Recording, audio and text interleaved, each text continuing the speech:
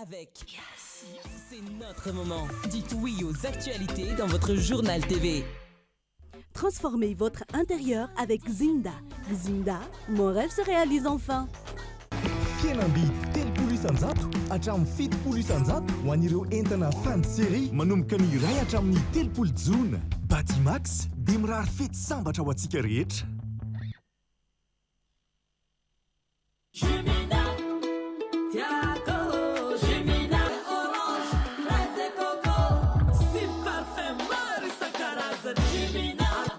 Mety aminà Manolotra ho anao ny vaovao.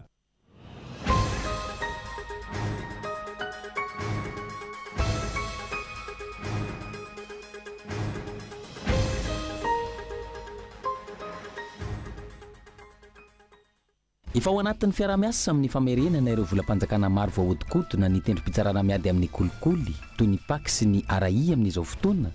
Hoy ny mpandrindra nasionaly ny PAK raha nanome ny tatitry ny asa vitan'izy ireo ny taona 2024. Maro ny antota taratasynady mila fiarah-miasa ara-pitsarana iraisam-pirenena hanamorana ny mikasika izany, famerenana izany sy ny asa pitsarana ankapobeny raha ny fanazavana. Tsy maintsy mandoaba TVM na ny taxe sur le véhicule à moteur ny fitaovam-pitaterana rehetra manomboka izao. Voakasika izany ny fiarakodia, fiara fitateran'entana, kodiaran-droa, sambo misy motera ary fiaramanidina na mandeha amin'ny solika na herinaratra na rafitra mifangaro ka manana 530 andro andoavan'izany izay rehetra voakasika raha ny fampahafantarana nataony ny teo anivon'ny DGI. Takiny ao anatrehan'izany ny tamberana andraikitra mazava hoy ireo manana fiara sy moto izay nanaovana fanadiadiana. Fokotany misy 5 amin'ireo fokotany misy 17 ao anatin'ny boriboritany fahafito eto Antananarivo renivohitra ny mbola tsy tanteraka ny famindram-pahefana eo amin'ny sefy-fokotany amin'izao fotoana raha ny fampitam-baovao voaray. Antony mbola tsy manaiky hiala ireo sefy-fokotany teo aloha na dia efa nivoaka herinandro vitsy aza ny didim-pitondrana na nendry ny sefy-fokotany isy olo-toerana raha ny fampitam-baovao azo hatrany. Tsy mbola voasoratra ara-panjakana, tsy manana kopia soram-piakonana ny 300 mponina eto Madagasikara. Sakana tsy hahafahan'izy ireny miditra an-tsekoly sy afaka manao karapanondrom-pirenena, fa ihany koa tsy hahafahan'izy ireo misitraka ireo zo fototra sy ny tolotra ara-panjakana. Any ivelany, nanafika ireo tompony tafika anabakabaka Amerikana tao Moyen-Orient andro any ny tafika iranianina.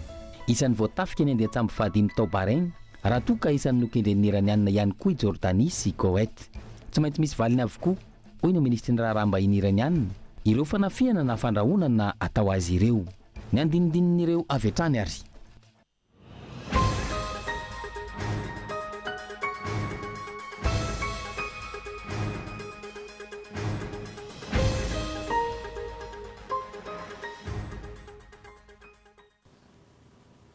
Faly miarabanao indray tompoko lasy tompoko vavy tonga soa atao anatin'ny fampalalam-baovao ny Cool TV FM amin'ny dialina ity manasanao anaraka izany hatramin'ny farany ny ady amin'ny kolikoly avy hatrany ary efa ao anatin'ny fiarana miasa amin'ny famerenana ireo volam-panjakana voahodikotina ny avy eo anivony ny RAI sy ny PAK amin'izao fotoana ho ny mpandrindra nasionaly ny PAK raha nanome ny tatitry ny asa vitan'izy ireo ny taona 2024. Maro ny antota taratasynady mila fitsarana iraisam-pirenena hanamorana ny mikasika izany famerenana izany sy ny asa-pitsarana ankapobeny raha ny fanazavana. Tsiaro Rasoarivelo. Ao anatin'ny fiara-miasa amin'ny RAI eo amin'ny famerenana ireo volam-panjakana voahodikotina efa azo averina ny ao anivon'ny PAK na ny tendrom-pitsarana miady amin'ny kolikoly amin'izao fotoana ho ny mpandrindra nasionaly ny PAK nandritry ny fanomezana ny tatitry ny asa vita ny taona 2024 androany. Nahitana faty-anto-karabolana eo ampapana raha-tsy-ahivina ny taona 2024 raha tsy ilaza afa-tsy ny 4 miliara ariary navoaka ny Cour des comptes farany teo. Ankoatra izay, mitetina 1.6 miliara ariary ny totalin'ny lamandy navoaka ny didim-pitsarana avy amin'ny PAK ambaratonga faharoa nandritry ny taona 2024 ka ny 200 tapitrisa ariary ihany no vaveriny raha ny tatitra hatrany. Dia nahitana ny flux financier ireo izay eritreretina hoe volam-panjakana heverina ho voahodikotina tamin'ny taona 2024 raha ny dossier voaray teo amin'ny PAK dia 28 milliards 268 millions 175 711,25 ariary. efa tokony ary efa azo tenenina fa hoe azo récupérena efa misy ary efa mandeha ny fiarah-miasa amin'ny aray ankehitriny izay hoe tsy afaka hiala mihitsy ny fiarah-miasanay amin'ny aray amin'ny firécupérena an'ireny volam-panjakana ireny. Ao anatin'ny fanamafisana ny fiarah-miasa ara-pitsarana iraisam-pirenena ihany koa ny fitondrana fanavaozana amin'izao fotoana hanamorana ny fandridrana ny asa-pitsarana. Tsy eo amin'izay lafi ny famerenana vola sy fananana azo tamin'ny tsy ara-dalàna izay ihany fa manampy amin'ny fampitorana heloka-behivavy, fisamborana olona mitsoaka, fifanankalozana porofo sy ady amin'ny trangana kolokolo samihafa ihany koa ho ny sekretera jeneraly ny ministera ny fitsarana. Ny zavatra tsikaritra dia ny hoe betsaka ireo antota amin'ny taratasinady izay ilatsika izay fiarah-miasa amin'ireo firenena avy any ivelan'ireo. Misy moa ankehitriny firenena vitsivitsy efa irosotsika izay ny amin'izay fiarah-miasa izay amin'ny fanamorana sy indrindrindrindra fandrindrana ireo asa-pitsarana iarahantsika amin'ireo firenena ireo dia ny mahavelom-bolo aloha hatreto dia ireo izay manana raharaha-pitsarana miaraka amintsika firenena malagasy ankehitriny dia manana an'izay fahavononana izay ny iara-iasa sy ametraka an'izay coopération judiciaire izay dia ny anomboana azy moa zany dia arak'ilay mahazatra hoe miditra amin'ilay fanamola volana ilay MOU aloha zany tsika miaraka amin'ireo firenena ireo mba ahafahantsika manafaingana andreo raharaha-pitsarana ireo. Ankoatr'izay, mbola eo amin'ny dinga ny volavolan-dalàna ny mikasika ny fiarovana ny vavolombelona na mpitorika kolikoly amin'izao fotoana. Ny tsy fahalalan'ny fitorohana izay manomevana ny kolikoly ary mampalemy ny rafitra ara-pitsarana ka aneran'ireo firaisamonim-pirenena sy ny CSI na ny komity miany fahitsiana ny andanina ny lalàna ho amin'izany anafainganana ny ady amin'ny kolikoly izay antoky ny tany tan-dalàna. Fa tsy maintsy mandoa ABA TVM na taxe sur les véhicules moteur ny fitaovam-pitaterana rehetra manomboka izao voakasika izany fiarakodia, fiara fitateran'entana, kodiaran-droa, sambo ary fiaramanidina na mandeha amin'ny solika na herinaratra na rafitra mifangaro ka manana 5 andro andohavana izany izay rehetra voakasika. Takiny eo anatrehan'izany tamberina andraikitra mazava hoy kosa ireo mpitondra moto sy fiara nanaovana fanadihadiana. Tojony Irina Tahiry. Manana hatramin'ny 12 Jolay izao ireo manana fitaovana mandeha moteur rehetra handoavana ny hetra vaovao antsoina hoe TVM na taxe sur les véhicules à moteur. Aorian'izay hiaran'ny sazy izay tsy mahaloa. Alaina isan-taona ampidirina ao anatin'ny kitapom-bola mpanjakana ankapobeny. Ho an'ireo fiara efa nampiasaina talohan'ny 12 Jolay 2024 tsy maintsy ambara sy aloha mialohan'ny 12 Jolay 2024 ny TVM-ny. Androany nanambara ireo manana fiara sy moto nanaovana fanadihadiana fa tsy mandahy tsy handoa izy ireo. Rehefa izay ny tapaka tsy maintsy arahana fa mitaky kosa ny tamberina andraikitra avy amin'ny fanjakana. Tsy finaritry ny hitango vola fa amerina amin'ny mpandohetra amin'ny alalan'ny fanamboaran-dalana. Ny zavatra hoe tena takiana aloha dia ny lalana, fanatsarana lalana zany satria manimba fitaovana zany ny lalana. Zany hoe ao anatin'izay zany tokony misy foana fampitsinjovana satria misy ilay vola miala ty anivon'ny fitaterana dia ao anatin'ny miditra ao ministera ho ao atao fampandrosoana ny fanatsarana zany kalitao zany ao anatin'ilay. Ohatrany hetra iny inge dia mamihetra ianao dia mba misy ihany koa mba voaro anao ao anatin'ny hetra ao alohanao. Miankina amin'ny heriny ny loharanona angovo ampiasaina ary ny taonany no abalaina. Manomboka amin'ny 5,000 ariary hatramin'ny 4,3 ariary isan-taona izany. Izany hoe arakaraka ny maha-antitra ny fiara no hitombon'ny vola aloha. Manomboka amin'ny 5,000 ariary ho an'ny fiara vaovao ka hatramin'ny 4,3 ariary ho an'ny fiara diesel mahery ny 15 chevaux. 2 ariary kosa ho an'ny sambo fialamboly. Ny fiara elektrika sy ny hybride kosa dia manana hetra ambany kokoa. Manampy amin'ny fanentanana hampiasa angovo madio. Mampitombo ny fandaniam-bola ity haba vaovao ity hoy ireo nanaovana fanadihadiana. Hatramin'ny androany betsaka ireo mpitondra fiara sy moto no tsy mahafantatra akory ny fisin'ity haba vaovao alaina amin'izy ireo ity. Izy zany mety fa zany hoe mba mila ambanina zany lalana mba mila ambana dao ny lalana simba rehetrarehetra satria lasa mahatiatika zay ohatsy andohan'le vola nefa le lalana rasy be dia mba mila karakaraina daholo zany zay zavatra tsy mety amin'ny eto amin'ny ville zany. Zay zany mba mandoha vola dia mba mila miverina aty aminay koa zany le vola dia mba amizay mba zay le izy zay. Le etsa alaina le etsa nefa le lalana tsisy vita rasy daholo ny lalana ana dia lasa mitovy ny tsy misy any le zava hoe ianao maka etsa nefa tsisy zavatra miova eto amin'ny Madagasikara dia lasa tsy mety le izy. Manomboka izao miampiray indray ny taratasy amariny ny mpitandro ny filaminana mikasika ny fahatomombanana ny fiara sy ny moto amin'ireo mpamily sy ny tompona fiara, akoatra ny assurance, ny visite technique ary ny carte grise, miampy ny patante kosa ho an'ireo fitateram-bahoaka. Fa fokotany miisa 5 amin'ireo fokotany 720 ao anatin'ny boriboritany fahadimy eto Antananarivo renivohitra no mbola tsy nahatanteraka ny fifamindram-pahefana teo amin'ny hoe fokotany amin'izao fotoana raha ny fampitam-baovao voaray. Antony mbola tsy manaiky ala ireo se fokotany teo aloha na efa nivoaka herinandro vitsivitsy aza ny didim-pitondrana manendry ireo se fokotany solitoerana azy ireo. Rina Fitiavana no mitatitra ny Antsiprian'izay. Mbola tsy milamina hatramin'izao ny resaka fanalana sy fanendrena sy fokotany eto Antananarivo sy ny manodidina. Androany nilanja sora-baventy indray ireo solitenan'ny mponina eny amin'ny fokotany Nalarobena Ambololoha boriboritany fahadimy mangataka ny anatanterahana ny fifamindram-pahefana eo amin'ny se fokotany teo aloha sy ny voatendry vaovao hanolo azy. Mila fanavaozana ny fitantanana ny fokotany ka izay olona mendrika ihany no tokony ho tendrena hoy ireo mponina. Tsy vidim-bahoaka ny ireny sy fokotany rehetra. Raha vidim-bahoaka izy dia mahazo midikina raha misy taratasy hoe zay tiam-bahoaka ka zay zao fa notendreny reo. Tokony rehefa tonga koa zany ny hoe mpanendry vaovao anao mampiseho fahendrena anao hoe miala fa tsy lovandrainao io ka nalovandrainao ka hitonga eo ianao. Zay aloha ny devala zay hoe fa miala rehefa mba tendreny mitondra fanjakana hoe soloina. Ka izahay zany dia mitaky mihitsy amin'ny ataontsika hoe fampiarana ny lalàna satria tany misy lalàna ity fireneny ity. Mahagaga fa baitra ambany ambony no anatanterahana zany hoe passation zany nefa ny zava-misy amin'izao fotoana izao dia hita fa ny olona aty ambany izay verina fa olona tokony akatonana zany tsy nanatanteraka. Fokotany miisa 5 amin'ireo 720 ao anatin'ny boriboritany fahadimy eto Antananarivo renivohitra no mbola tsy tanteraka ny famindram-pitantanana eo amin'ny se fokotany raha ny fampitam-baovao azo.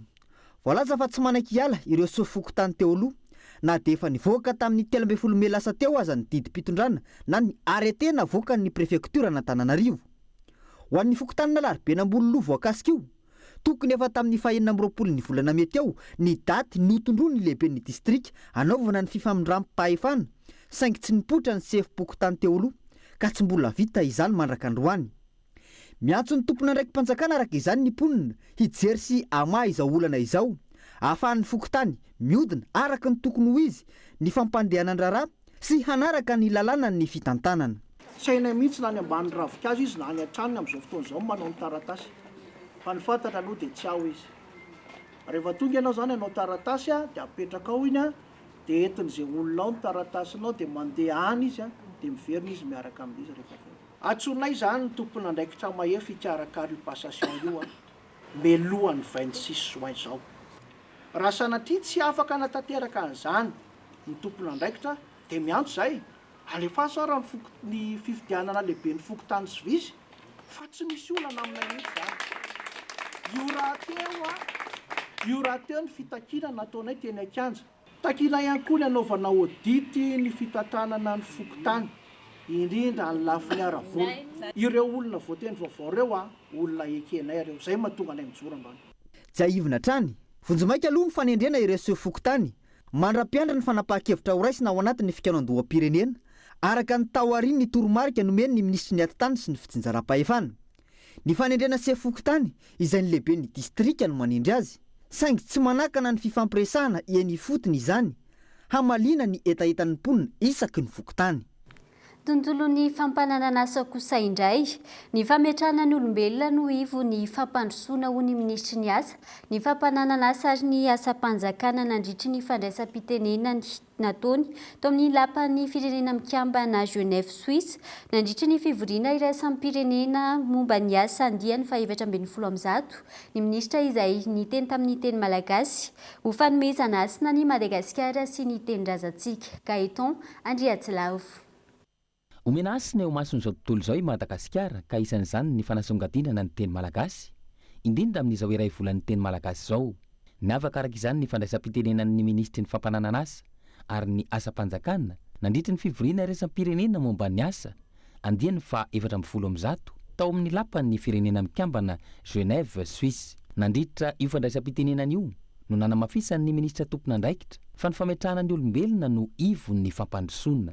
Antoky ny fanatarana ny tontolon'ny asa, ny fanomezana fampiofanana, ny fampanananasa ho an'ny tanora ary koa ny fanohizana hatrany ny ezaka fampidirana ireo mpisehatra ao amin'ny manara-drafitra. Tsy mianana manokana ny fampidirana ny tanora lay na vavy eo amin'ny tsenan'ny asa ary ny fampianana ny sehatra sy manara-drafitra. Ramatoa sy Andriamatoa Ajaina, lahara-pahamiana ho an'ny Madagasikara miady amin'ny fampiasana zaza sy anfoana. Maro ireo ezaka efa vita nefa tsy visy ny mbola atao. Porofon'izany dia eo am-pamaranana ny drafi-pirenena faharoa 20 sy 20, 20 sy 20 ho fanafoanana ny fampiasana zaza sy anfoana i Madagasikara amin'izao fotoana izao. Mba ho fanamafisana ny ady efa natao, mifanaraka amin'ny fanekena iraisam-pirenena sy ny tanjo ny fampandrosoana maharitra izay nakatoavana. Nanamafy ihany koa ny ministra teto fa ilaina ary zava-dehibe ny fanamafisana ny fifandraisana iraisam-pirenena indrindra amin'izao fotoana fivoaran'ny faran'ny tatsaina artifisialy sy ny fiazakazaka ny teknôlôjia izao. Nambarany ihany koa fa manana fahavonona ny Madagasikara ampivelatra ny tontolon'ny asa, mahazaka sedra sy ara-draziny. Jevina nanomboka ny voalohany volana Jona lasa teo ary farana ny zoma 12 Jona ho avy izao ity fivoriam-be fa 710 ny OIT tanterahana any Genève ity. Isan'ny lohevitra nodinihana nandritra izany ny fanamafisana ny rafitra telo tonta tripartite, ny asa mendrika ao anatin'ny toe-karena nomerika, ny fitovian-jo eo amin'ny lahy sy ny vavy eo amin'ny sehatry ny asa ary misy ihany koa ny fivoriany vao meran'ny fampiarana ny fenitra iraisam-pirenena momba ny asa.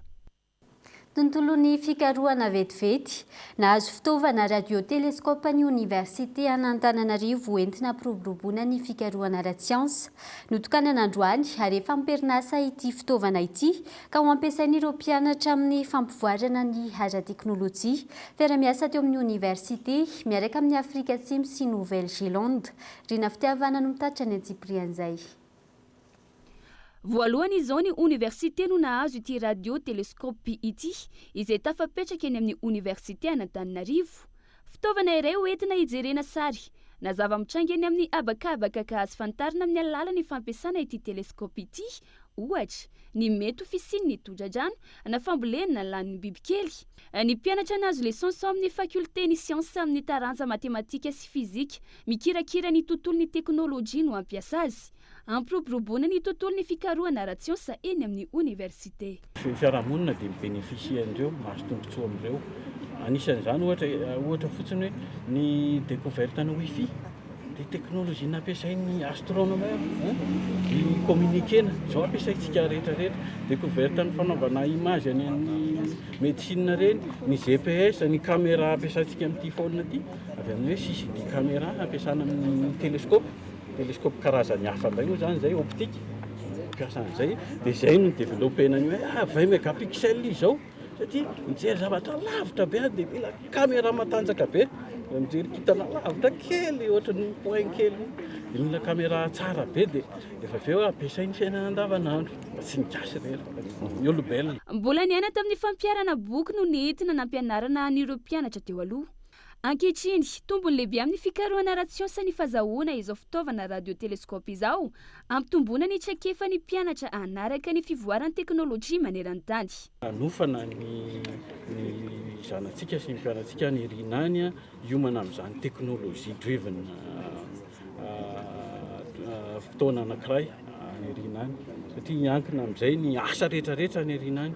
Taloha ihany koa tsika nampiasa ny données avy any Afrika Atsimo manana accès amin'ny données zareo tsika amin'ny fiaraha-miasa izay dia izay ny kirakirahan'ny mpianatra hoe ity misy efa-données nalaindry zareo fa zao zany tsika capable hoe iny le signal dia tonga ato amin'ireo anareo dia izay le hoe data acquisition na collection le données efa aveo mianalyse azy inspection an'le izy dia ahoana le signal dia aveo miprocessing n'iny mikirakira azy ary amin'ny farany moa zany mamoaka résultat scientifique na résultat ampiasaina amin'izay hoe amin'ny fandrosoana hoe inona ny ilaitsika. Notikana androany ity radioteleskopy eny amin'ny Université Antananarivo ity ka efa ampierinasa savetrady ny fampiasana azy anofanana an'ireo mpianatra.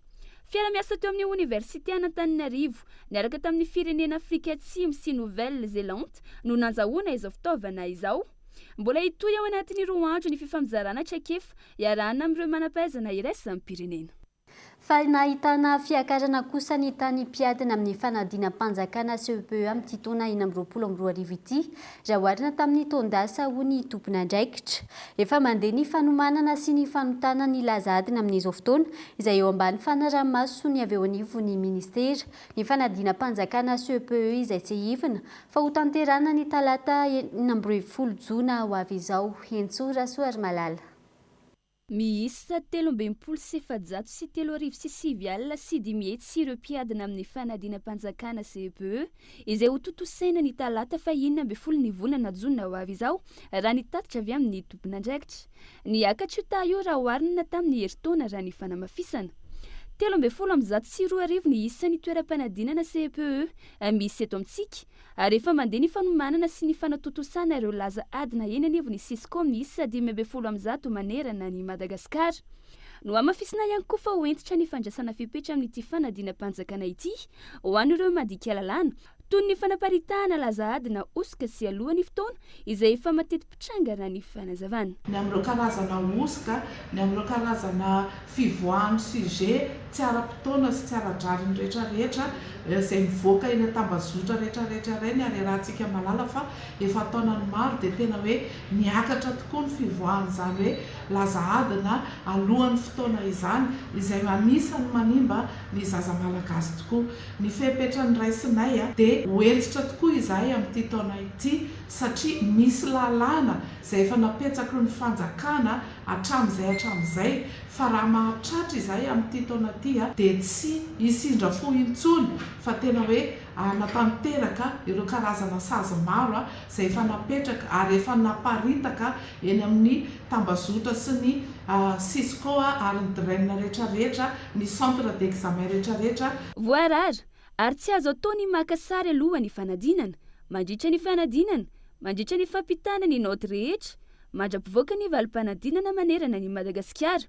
Io no anisan'ny fitsipika napetraka ho an'ireo mpanaramaso ny fizotry ny fanadinana rehetra. Totsika manokana ihany koa ho anareo mpisehatra rehetrarehetra eny anivon'ny toeram-panadinana na ny chef de centre zany na chef de centre adjoint na ianareo surveillant na ny eny an-tokotany rehetrarehetra mba tsy hisy fananarotana ny amin'ny fakana sary na amin'ny fanorona n'ireo zaza madinika ireo mandritra ny fotoanany fanadinana fa hisy sazy entitra dia entitra izay tsy maintsy ho ataon'ny ministera amin'io fotoana io raha mahatratra izay mandika izany lalàna sy toromarika rehetra izay efa nomenantsika sy nalefa any amintsika tsirairay avy ihany.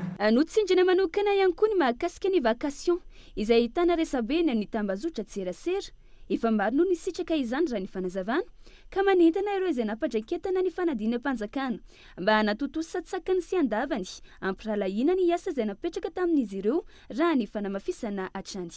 Fa tsy mbola manana kopy soram-piakonana ny 300 ny mponina eto Madagasikara amin'izao fotoana sakana tsy ahafahan'izy ireo miditra an-tsekoly sy manao kara-panondro fa ihany koa tsy ahafahan'izy ireo misitraka ny zo ny araka ny tokony ho izy. Tojo ny Irina Tahiry. Ny 300,000 malagasy dia olombelona misy sy miaina eto Madagasikara fa tsy voamarina ara-panjakana ny fisiny, izany hoe tsy manana kopia sora-piankohonana. Manana anarana iantsona azy fa tsy mbola voasoratra ara-panjakana amin'ny mahatompona anarana entiny ilay olona. Eo no mitranga ny olana ho an'ireo tsy manana kopia, tsy afaka ampidirina hianatra, tsy afaka hanao karapanondro, tsy afaka hisitraka ireo asa sy tolotra rehetra mitaky fanamarinana ny maha olom-pirenena.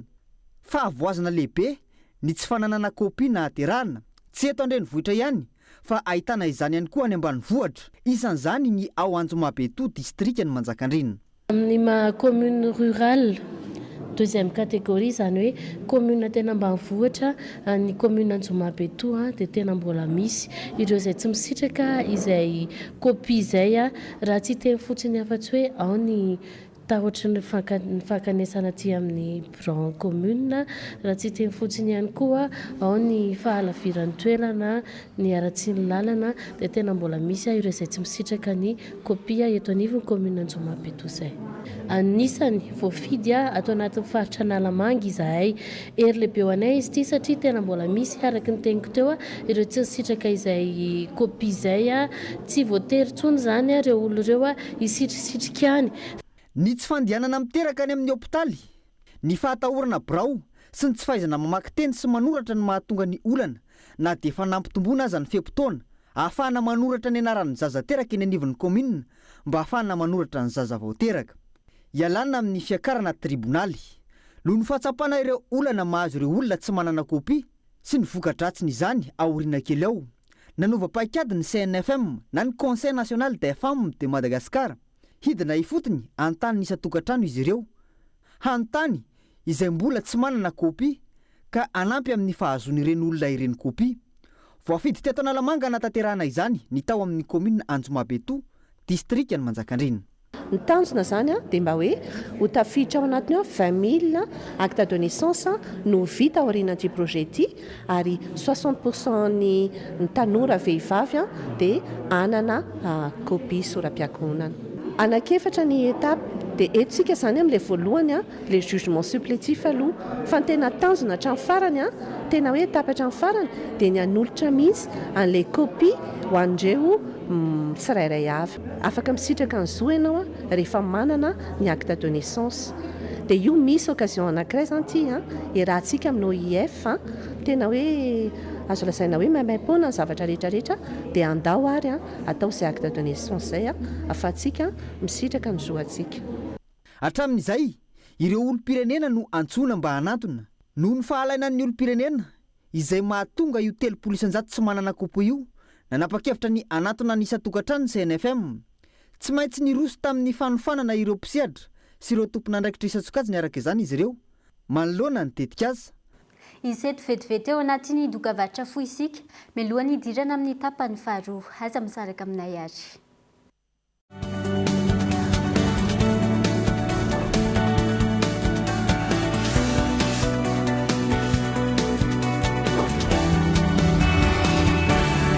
Yes! 25 millions ariary!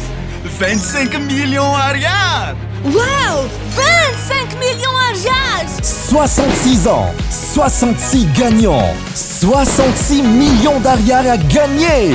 Célébrez les 66 ans d'indépendance avec Cosmos. Du 8 juin au 19 juillet, pour tout achat chez Cosmos, participez au Tombola spécial indépendance. Premier lot, un chèque de 25 millions d'ariary et 65 autres lots en bons d'achat d'une valeur totale de plus de 41 millions d'ariary. En plus, profitez des remises sur certains produits. Et c'est uniquement chez Cosmos. Et si cette fois-ci, c'est vous le gagnant? Attention, stock limité. Cosmos, votre partenaire de confiance. Fanokafana bevata! Favy eto Morondava ny magasin Cosmos ny 2.10 ho avy zao. Électroménager, fahitalavitra sy fanamafisam-peo, finday maro samihafa, fitaovam-piasana, moto sy tuk-tuk. Promo ouverture bevata ny 2.10, 2.10 ary ny 3.10. Fiaina bidy hatramin'ny 7 isanjato amin'ny entana voafantana. Tsy olana ny tsy fananam-bola eo no eo miaraka amin'ny fandoavam-bola tsikelikely, crédit mirindra. Aza tara aza ny 2.10, ny 2.10 ary ny 3.10. fienambidy hatramin'ny 70 isanjato amin'ny entana voafantiny tandremo entana voafetra izay tonga lono mahazo aloha. Cosmos, votre partenaire de confiance.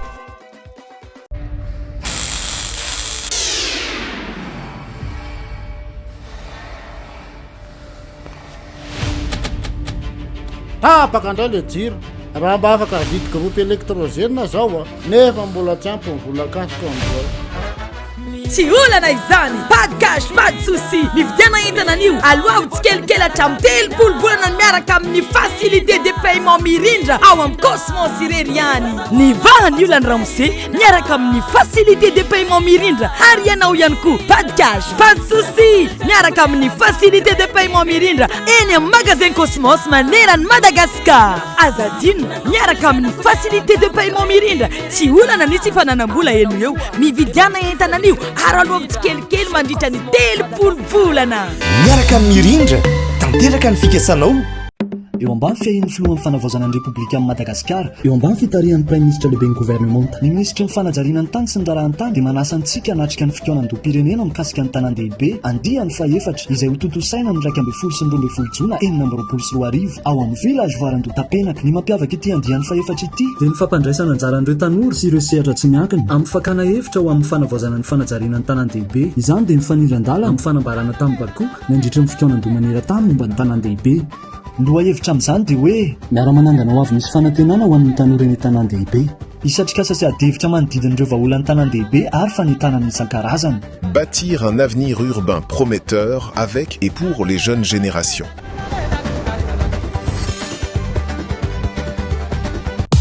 Efa notsapainao ve ny ERM Powerplay Pro ay vaolana mbalika vavao ampilamina amin'ny fiainanao. Azo antoka matanjaka misy batterie 800 Wh mazaka ireo fitaovana fampiasa andavanandro, jiro maro, ordinateur portable, TV, frigo éco-énergétique, perceuse, rasoir électrique sy ny sisa. Powerplay Pro mandeha amin'ny herin'ny masoandro, afaka lohanao tsikelikely. Malik mamiratra no aviko.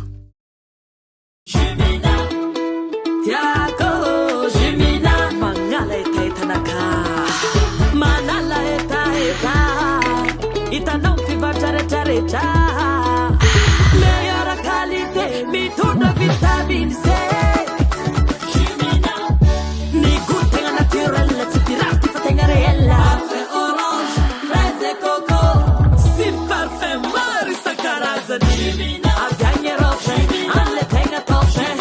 Mina mety aminà.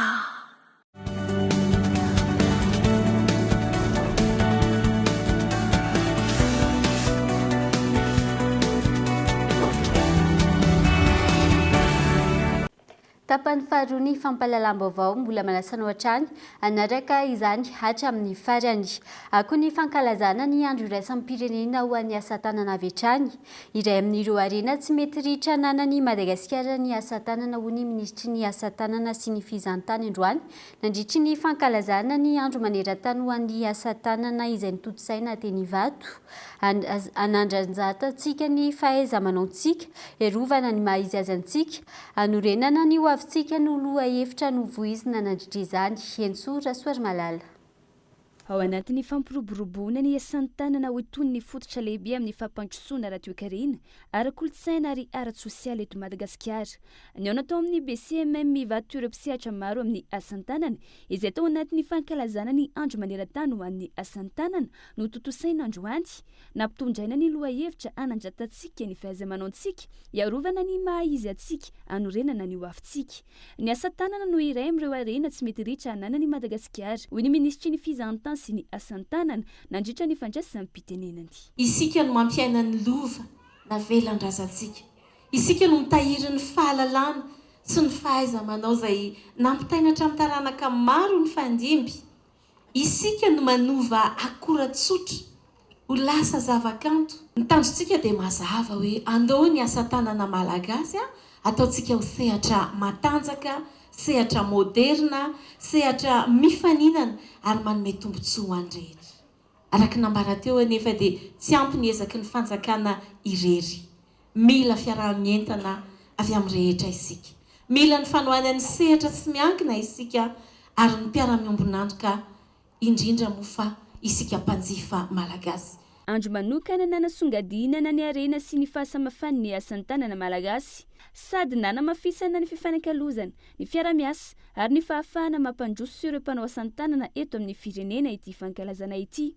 Fotoana nanomeza ambony nahitra sy nanolorana karatra ary mari-pankasitrahina ho an'ireo mpanao asan'ny tanana ihany koa ary fampisehoana mivantana ny asan'ny tanana etsikara kolontsaina ary dinika boribory niaraka amin'ireo mpisehatra isan-tsokajiny.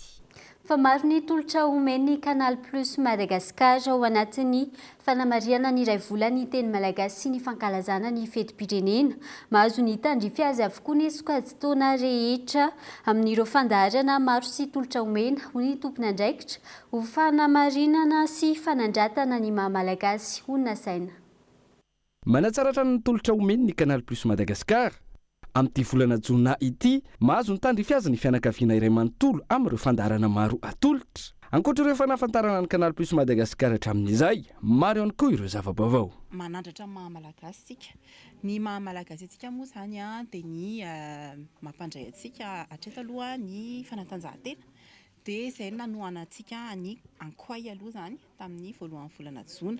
Avy eo fantatritsika hoe tena mankafy tantara mitohy malagasy dia tsy mitsahatra zahay ny mamokatra zavatra vaovao ho an'ny mpankafy dia anisan'izany ny saison 4 ny maizim-bolana misy koa ny tantara be ao amin'ny Novegasy. Araka nazavaiko ihany koa teo nataonay lahara-pahamehana ny ankizy dia navadika teny malagasy ny dessin animé sasany tahaka ny Hello Kitty misy BDB teo ny tansaina teo dia reny afaka arahana ao amin'ny Novegasy ihany koa.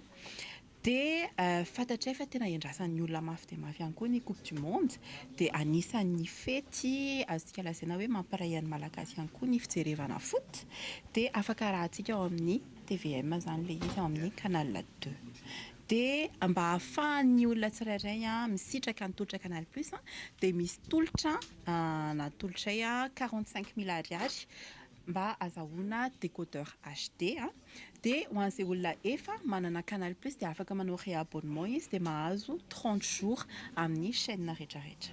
Horonan-tsary mihetsika, horonan-tsary miaina, fanatanjahantena, télé-réalité sy fandaharana maro hafa no atolotra Canal Plus Madagascar amin'ity volana jona ity ary toy hatramin'ny volana jolay anatin'ny malagasy mifety. Taranja baolina kitra kosa indray anomboka rahampitso ny lalao fanokafana ny fiadiana ny amboara maneran-tany ho an'ny baolina kitra taona 2022 ary hatratra amin'ny 7 jolay 2022 ny fifaninanana manontolo ampiavaka ity andian'ity ny fitombon'ny isan'ny ekipa mpandrianjara ho 27 raha toa ka 2-30 izany teo aloha. Tsy azo Soarvelo. Orasisa no andrasana dia anomboka ny fiadiana ny amboara maneran-tany ho an'ny baolina kitra taona 2024 na ny mondial 2026 izay andrasan'ny mpankafy baolina kitra maneran-tany. I Meksika sy Afrique du Sud no anokatra ny lalao rahampitso 12 jona. I Meksika no ampiantrano izany ary anomboka amin'ny 10 alina ora eto an-toerana ny lalao. Miavaka ity andian'ity hoy ny mpahay baolina kitra noho ny fitombony isan'ireo firenena mpandray anjara sy fahitany na découverte karazana mpilalao hafa. Isa ekipa 27 lalao raha toa ka 30 teo aloha ka ny firenena Europeana no betsaka indrindra raha toa ka ny tombo 10 kosa ny firenena Afrikana andray anjara. Tsy mbola nisy teo amin'ny tantaran'ny baolina kitra ihany koa firenena 3 no mikarakara sy mampiatrano izay ahitana ny États-Unis, Canada ary Meksika raha toa firenena 2 no efa nisy tamin'ny mondial 2002. Lalao 400 no atao ao anatin'ny iray volana izay farana ny 17 jolay ho avy izao. Amin'ity lalao iadiana ny amboara maneran-tany ho an'ny baolina kitra ity ka 420 amin'ireo no andeha mivantana ao amin'ny televiziona malagasy. Noho izay fahamaroan'ny lalao izay lasa mandidina amin'ny 10 alina na 12 alina ora eto amintsika ny lalao ary misy amin'ny 2 ora sy 4 ora maraina ihany koa. Mizara ho vondrona 12 groupe A hatramin'ny groupe L ny ekipa rehetra ka misy ekipa 4 isaky ny vondrona. Ny roa voalohany isaky ny vondrona sy ireo valo tsara indrindra amin'ny laharana fahatelo ny roso amin'ny dingana manaraka na ny faza elimination directa mandrapatonga ny famaranana. izay ny tsara ho fantatra amin'ny akabeny mikasika ny mondial 2026 fa efa hita manokandraony ihany koa ny endriny vaovao ny etiquette world cola izay ahitana ireo firenena samihafa mandray anjara amin'ity lalao mondial 2026 ity sy ny lalao pronostika samihafa. Izany hoe etikety natokana ho an'ity mondial 2026 ity natao izany mba ananan'ireo mpakafy baolina kitra eny na tsy mpakafy ary moa zany fa kafizana an'ity baolina kitra ity zany amin'ny tena tokony ho izy. Izany hoe raha ohatra hoe misy ekipa ho alainao manokana dia efa ananany eo koa ny etiketiny izany. Eo amin'ny page Facebook ny World Madagasikara zany misy lalao anankiroa lehibe. Lalao voalohany izay antsoina hoe pronostic champion. Io pronostic champion io dia azona PS5 misy anankiroa. Tsotra be ny fandraisana anjara, efa publié ao le vidéo misy any dax izy io. Dia eo amin'io publication io nareo no manao commentaire izay champion ho heverinareo azo an'ity mondial 2026 ity. Any Toamasina vetivety miroso ohatrany fanamboarana ireo lalana simba ho Toamasina amin'izao fotoana ho ny teo anivony commune na izany mbola maro ireo mpamily tuktuk no mitaraina noho izay faratsy ny lalana izay ary mitaraina ihany koa noho ny fahazoana licence prud'Horaseta poloany Toamasina. Tojo fasahirana nagoavana ireo mpamily tuktuk miasa ao Toamasina voaloha sy faharoa ankehitriny. Ankoatra ny olana teraky ny faratsy ny lalany, olana sedrana ihany koa ny resaka fahazoan-dalana ivezivezy na ny fahazoana licence. Miantso ny tompona ndraikitra araka izany izy ireo hijery vahaolana anatsarana ny sehatry ny fitateram-bahoaka ao Toamasina. Marary, tegna marary ihany koa zahay mahakasika an'ireto lalambe misy eto amin'ny toerana misy atsikany. Simba, tsy misy zavatra raha feno lavadavaka na en plein ville aza feno lavadavaka noho izany. Miangavy anareo raha toaka tsy vitanareo asanareo io ome olona le mahavita anazy. Ny mahakasika ny lalana dia mbola angatana ihany koa fa be dia be ny lalana eto amin'ny tampon-tanàna ny Tamatavy tena lavadavaka simba ny tikitika na ny olona misy maratra noho ny faratsy ny lalana miangavy anareo tompona ndraikitra eto amin'ity tanàna ity. Manoloan'izany efa niraisina ny fepetra sy ny fandaminana ho ny avy ao anivon'ny komina ambanivohitra Toamasina. Efa natomboka ihany koa ny asa fanatsarana sy ny fanamboarana ireo lalana simba an-tampon-tanàna analefana ny fahasahirana ny vahoaka sy andrindrana indray ny fifamoivoizana. Ny commune urbaine no magnamboatra ny lalana, ny mpiara-nantoka maromaro no miara-misalama amin'ny fanomezana ny gravion sy ny fasika ary ny fitaovana izay hitantsika rehetrareo. Ny tanjona moa zany dia ny fagnamboarana ny lalana ratsy jiaby eto Toamasina fa magnano ratsy mora fa amboarana tsikelikely marina fa maro ny fitarainana hoe ariko amboarana fa magnametoky zay fa raha tsy misy ny fanelingelenana dia ho vitasika malaky ireo lalana simba eto tampon-tanàna ny Toamasina. Andrasana ankehitriny vokatra ny fifampiresana momba ity fangatana ireo mpamily tuktuka ity sy ny vokatra ny fandaminana vaovao hitondra ny komina vahaolana ho an'ireo mpitatitra ao amin'ny toerana. Ireo vaovao nisongadina tao anatin'ny page Facebook ny vaovaon'ny Kolo TV kosa indray ary ndao ary. Tahaka ny mahazatra, ireto indray ary ireo vaovao nisongadina tao anatin'ny page Facebook ny vaovaon'ny Kolo TV tamin'ity androany ity. Jirama, efa hita sady ny fidinandrano amin'ny faritry ny Andekalekindra ny fanazavany Tale General Lefitra izay misarona ny famokarana herinaratra ho anivon'ny orinasa Jirama. Nisy araka izany ny fandatsana orana artifisialy ny alakamisy, zoma, alahady ary ny alatsinainy tiokana totosa izany ny Jirama sy ny sapana mpamatatra ny toetry ny andro rehefa feno ny fepetra. Iray amin'ireo pekady fiomanana amin'ny maintany, isoroana ny fatapahanjiro ny fandatsana orana artifisialy amin'ny sandrikana Andekaleka sy Mantasoa ary tsy azo paniry izay miantoka famokarana herinaratra azo avy amin'ny rian-drano raha ny fanazavana. Trangam-piarahamonina kosa indray, lehilahy iray 57 taona eo no hita faty teo am-bavahady-pasina iray teny amin'ny toerana antsoina hoe Ambomiadana, Fokontany Morondava, komuna ambanivohitra Tehiroka, distrika Ambohidratrimo Malomaraina, tokony ho tamin'ny 9 ora teo. Ponina sendra nandalo maraina teny an-toerana no nahatsikaritra zavatra hafahafa ka nampandre ny Fokontany. Ny antso ny mpitandro filaminana ity farany taorian'izay. Nahitana ratra lalina ny teo ambany sokan'ilay lehilahy heverina ho notsondronina tamin'ny zava-maranitra.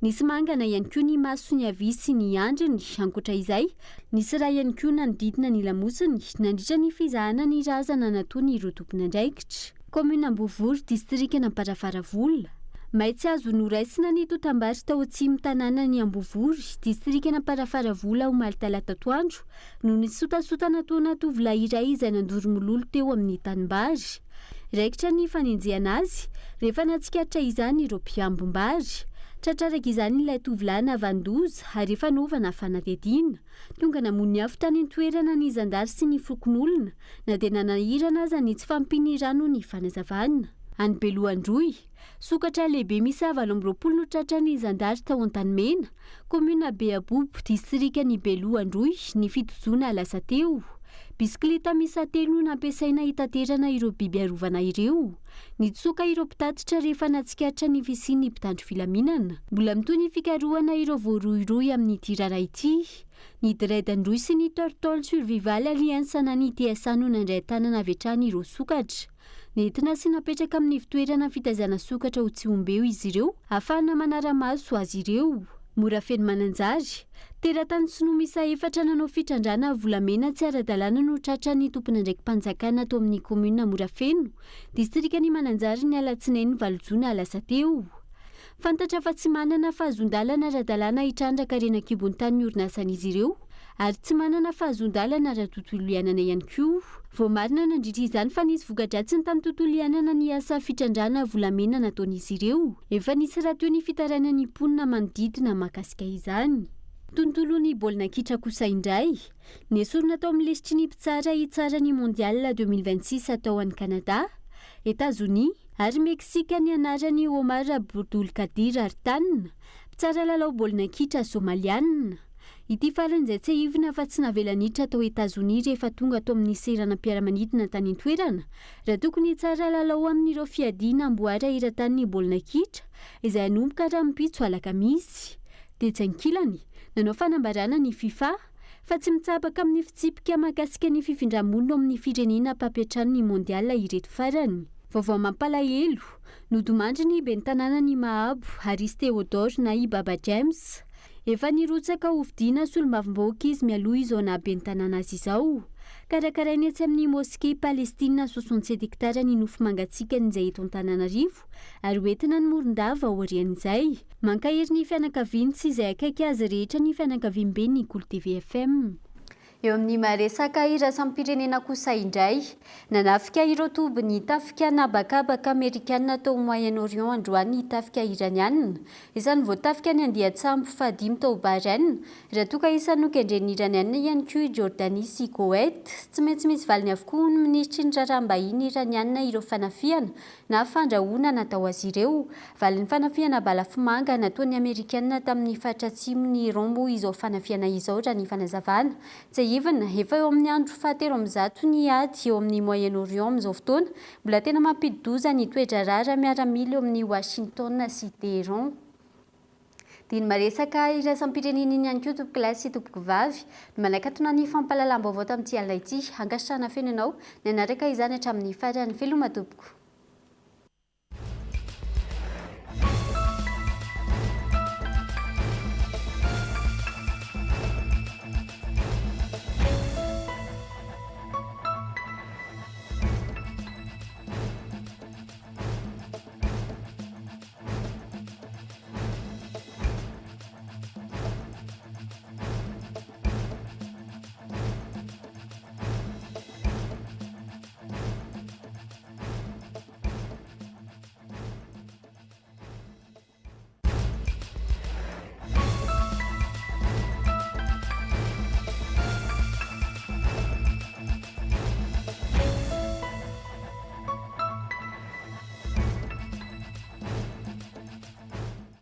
Transformez votre intérieur avec Zinda.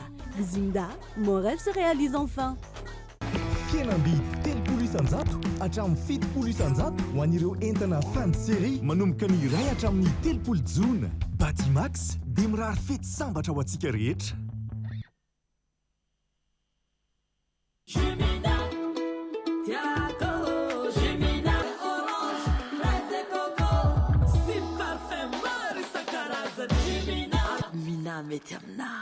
Nanolotra ho anao teo ny vaovao. Avec c'est notre moment. Dites oui aux actualités dans votre journal TV.